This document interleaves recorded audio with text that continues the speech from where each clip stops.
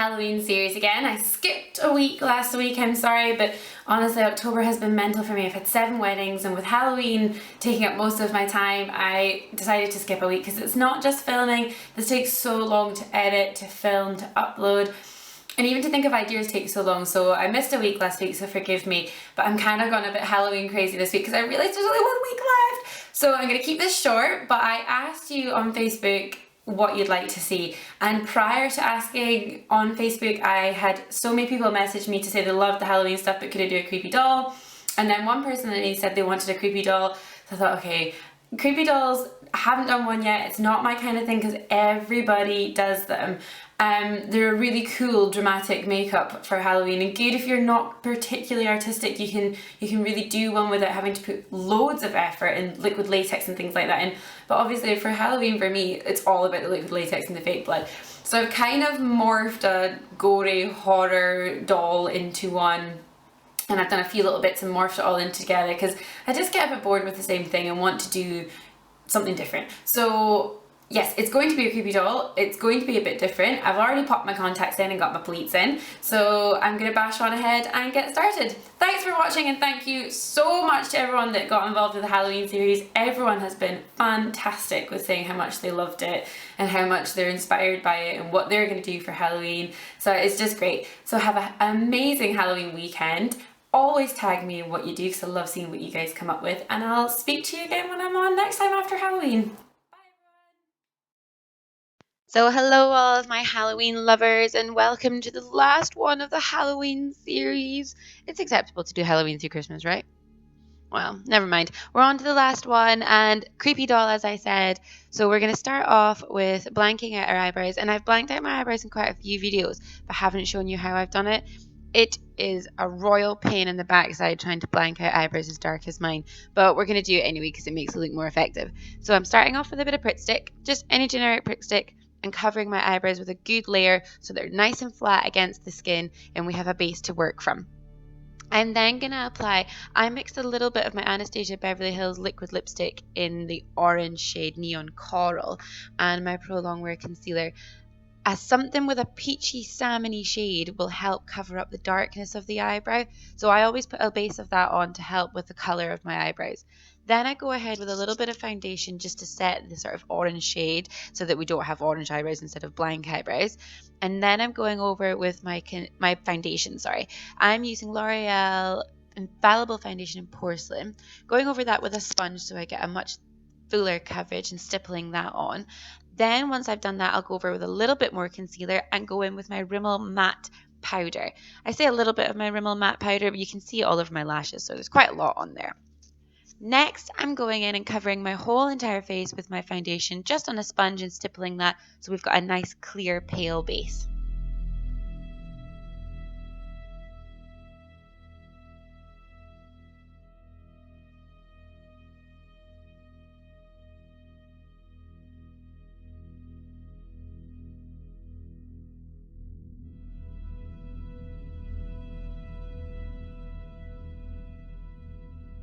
Now, because I didn't really know where I was going with this, I've never done a creepy doll before and I didn't have time to practice before I filmed. So because I didn't really know where I was going with it, I did one eye off camera and now I'm doing the other eye. So I'm starting off by creating a false crease. So I've used a little bit of the beige shadow in my Old Hollywood palette, my good oldie for Halloween, and I'm applying this much higher than my natural socket so that I get a false socket, because our eyebrows are going to be a little bit higher, the bottom of our eyes are going to be a little bit bigger. We want that big doll eye look. I'm then going in with a MAC 208 with the grey shade and just carving out a bit more of an extreme socket so we get a much more visual socket rather than it just looking like it's being blended.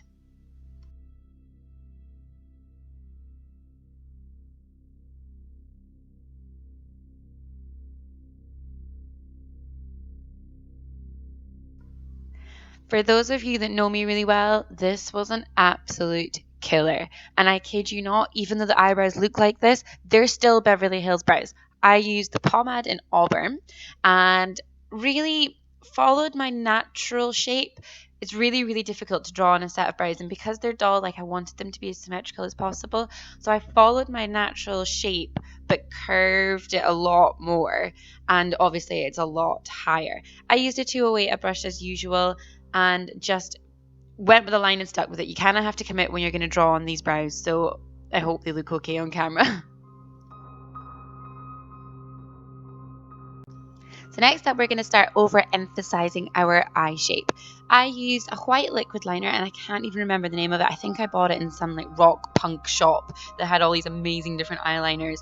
I'll link the name down below, but I'm using a little bit of the white liquid liner to just overemphasize my eye shape and give us a little bit more eyeball.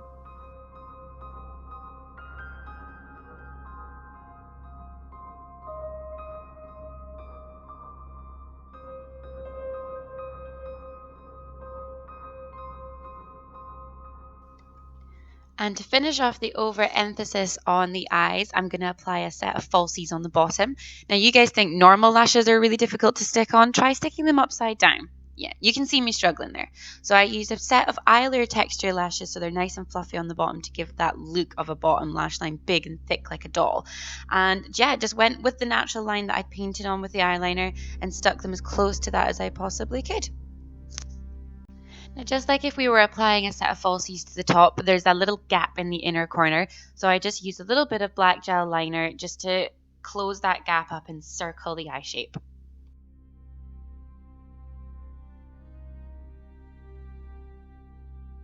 And now for the fun part. As I said, I didn't want to do a generic creepy doll like everyone else does. I wanted to do something different because, you know, you've watched tutorials on creepy dolls before. You've seen all the pictures. Why not do something different?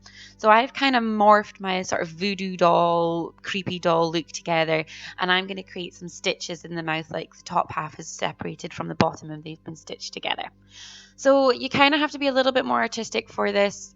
It does require a little bit of blending and drawing. If you're anyone like me, I wanted to get a lot of detail in the stitches. So I started off by using Snazaroo white paint to create the crosses where the stitches would be. Then just a generic black eyeliner to fill in where the holes at the end of the stitches would be. And next I'm using the beige and the grey shadows from my Old Hollywood palette. Any matte, grey, beige sort of dusky colours will work. This just creates the effect that there's shadows and that the stitches are layering and everything's overlapping and creating that cut along the jawline.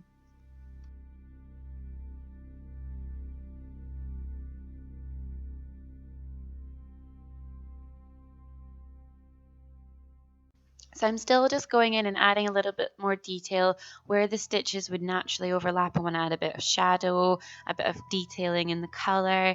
Kid you not, this might have been 16 minutes of tutorial, but it was 3 hours of makeup. So don't let this tutorial fool you, believe me.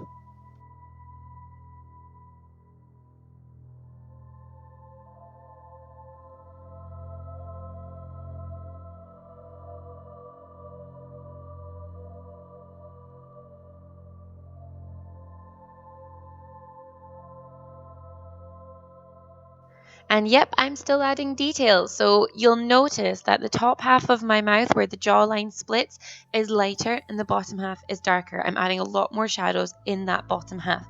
That's because I want the effect that the top half is overlapping the bottom. When you draw things and you want things to be further away and things to be further forward, anything that's further forward will be lighter, anything that's hidden under shadow will be darker, and it gives that effect of the overlapping. So always make sure, it's like your contour, always make sure if you want something to be sunken, you want it darker. If you want something to be on top, you want it to be lighter. And right on cue, I'm going in with my Snazaroo white paint again and adding a little bit more highlighting detail. So with putting all the darker shadows, I've lost a little bit of the white. So I'm just going to go back in with a little pencil brush and add a bit more white to bring forward the stitches so they look like they're on top of the skin.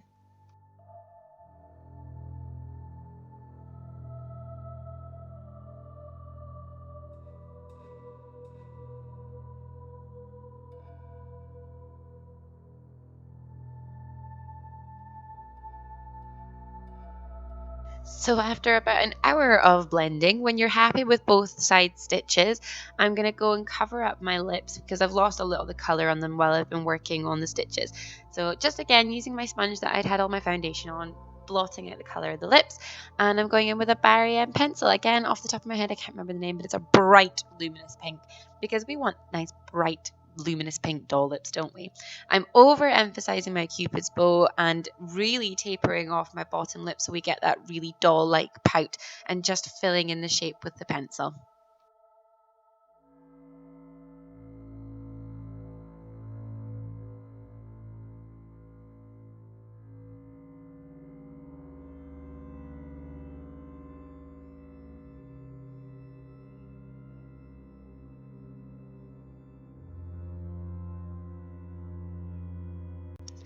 And to clean up so we get a nice defined pout, I'm going back in with my Snazaroo paint on the pencil brush and just outlining the lips. For me, this look was all about the detailing, and that's why I've kept a lot of it in, because I didn't want to give you guys a 15-minute tutorial and say, look, it took 15 minutes, because it didn't. So again, I'm going back in with a liner brush just to detail the splits so that my lips do look parted where they should be stitched together. And to finish off our doll face, no doll face would be complete without wads of blusher. So I started off with the Illamasqua Duo in Katie and Ambition. I don't really know which one's which, I can't work it out, but I used the matte pale shade out of the palette and then went in with a bit of MAC Dolly. I think it's Dolly Mixture. Dolly or Dolly Mixture. I'll link it down below. Dolly Mixture to emphasize the pink. And I just can't do a Halloween makeup without adding a bit of gore. I couldn't do it. I tried, but I really wanted to do this. So I have gone back in with the liquid latex and I'm going to do a torn out heart section. So excuse the boobies. I didn't think about this when I was filming, because I think about the makeup and I think about how you can see it, and I just think makeup. And obviously I had to put something on that was quite low so it would stay away from the liquid latex and I could work. So if it gets quite booby, I apologize. Just concentrate on the heart, concentrate on the makeup, just concentrate. So I've started off outlining the heart shape with the liquid latex, so we've got a layer of that and it starts to get a bit tacky. I've then ripped up shreds of tissue paper or toilet paper, whatever you have at hand, and started to layer them over the liquid latex.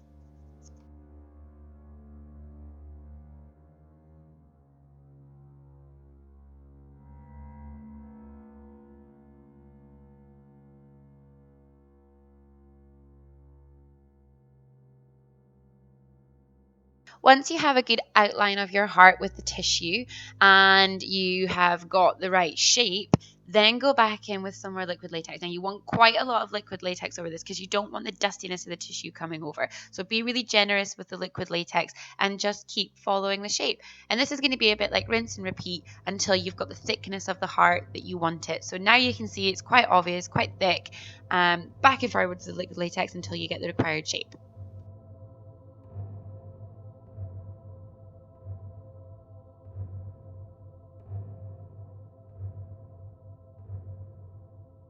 And once you have your required shape and it's dry, now we're going to cover it up. So obviously because of the tissue, the liquid latex and the tissue will dry quite white. So we're going to use a little bit of foundation. I again used the L'Oreal in Porcelain, which is so upsetting that I'm trying to be a creepy doll and be really pale, but this is my natural shade.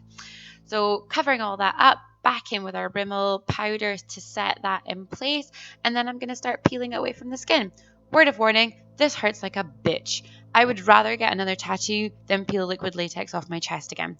Just saying.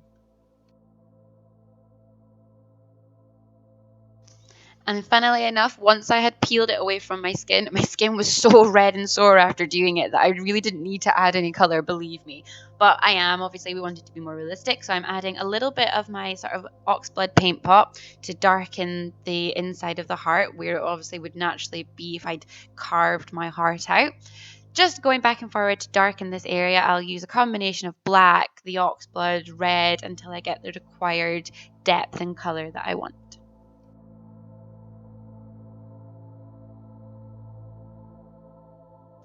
And with these colors, I'm making sure to sort of lift up the layers of liquid latex so it's under the skin so it looks realistic.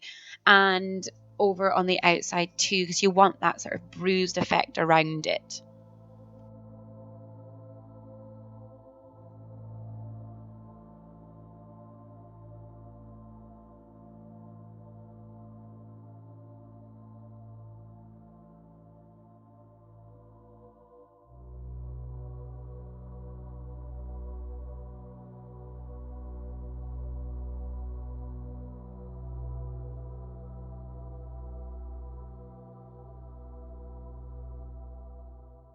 So once I've got the required colour and I've got it dark enough, I'm going to go in with my pot of congealed blood. And I'm actually having to use my fingers for this because it's so congealed now over the last couple of weeks and months of using it that it's dried out a little bit. So I'm just applying that to add that sort of clumps of blood, like it's clotted tissue and clotted blood. And then I'm going to go over the top with runny blood and let that trickle all the way down my chest and outside the heart. So it looks like it's a gaping, pouring wound, because why not? It's the end of Halloween. Thank you so much to everyone that's watched all of these and that's commented and liked and shared and made me feel like less of a freak through this whole time for appreciating what I can do with this. It's been an amazing couple of weeks and I'm so gutted it's over. Thank you so much, as I said, and I will see you again next time when it's a little bit less gory. Bye, everyone.